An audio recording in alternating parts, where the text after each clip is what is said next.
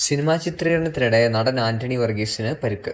തായ്ലൻഡിൽ നടക്കുന്ന കാട്ടാളൻ എന്ന പുതിയ ചിത്രത്തിന്റെ ചിത്രീകരണത്തിനിടെയാണ് ആന്റണി വർഗീസിന് പെപ്പയ്ക്ക് പരിക്ക് പറ്റിയത്. ആനയുമായുള്ള ഫൈറ്റ് രംഗം ചിത്രീകരിക്കുന്നതിനിടെ സംഭവിച്ച അപകടത്തിൽ താരത്തിന്റെ കൈക്ക് പൊട്ടലേറ്റതായാണ് അണിയർ പ്രവർത്തകർ അറിയിച്ചത്.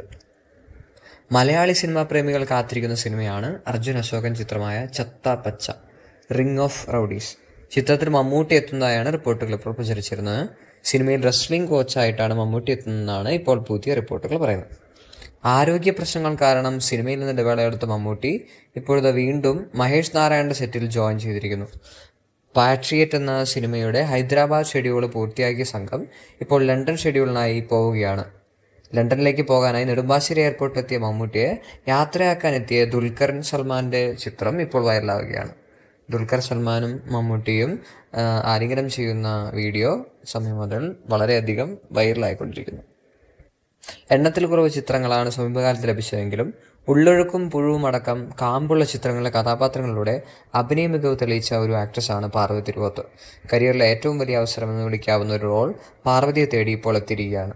ഫിലിം ക്രാഫ്റ്റ് പ്രൊഡക്ഷൻസിന്റെ ഉപവിഭാഗമായ HRX ഫിലിംസിന്റെ ബാനറിൽ ബോളിവുഡ് സൂപ്പർ താരം ഹൃതിക് റോഷൻ പ്രമുഖ OTT പ്ലാറ്റ്ഫോമായ ആമസോൺ പ്രൈം വീഡിയോയ്ക്ക് വേണ്ടി നിർമ്മിക്കുന്ന സ്റ്റോം എന്ന ത്രില്ലർ സീരീസിലാണ് പാർവതി തിരുവോത്ത് പ്രധാന കഥാപാത്രത്തെ അവതരിപ്പിക്കുന്നത്.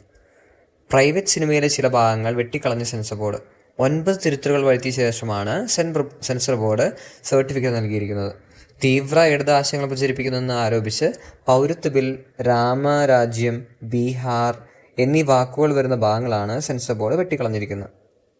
മലയാളത്തിന്റെ എവർഗ്രീൻ നായികയായ കാവ്യമാധവൻ ദിലീപ് കാരണമാണ് താൻ സിനിമയിൽ സജീവമാവാത്തത് എന്നുള്ള ആഖ്യാനങ്ങൾക്ക് ഇപ്പോൾ മറുപടി പറഞ്ഞിരിക്കുന്നു. ഒരിക്കലും ദിലീപ് അല്ല തന്നെ വീട്ടിലിരുത്തിയത്, മകളുണ്ടായ സമയത്ത് അവളുടെ കൂടെ ഉണ്ടാവണം, മകളെ നോക്കി ആ ഒരു കാലഘട്ടം നേരിട്ട് അനുഭവിക്കണം എന്നുണ്ടായിരുന്നു, അതിനു വേണ്ടിയാണ് ഇടവേള എടുത്തത് എന്നാണ് കാവ്യമാധവൻ ഈ അടുത്ത് പങ്കെടുത്തൊരു ചടങ്ങിൽ വ്യക്തമാക്കിയത്. നവ്യ നായർ, സൗബിൻ ഷാഹിർ എന്നിവരെ കേന്ദ്ര കഥാപാത്രങ്ങളാക്കി റത്തീന സംവിധാനം ചെയ്യുന്ന പാതിരാത്രി എന്ന ചിത്രത്തിന്റെ ട്രെയിലർ പുറത്തിറങ്ങി. മമ്മൂട്ടി നായകനായി എത്തിയ പുഴു എന്ന ചിത്രത്തിന് ശേഷം റത്തീന സംവിധാനം ചെയ്യുന്ന രണ്ടാമത്തെ ചിത്രമാണ് പാതിരാത്രി.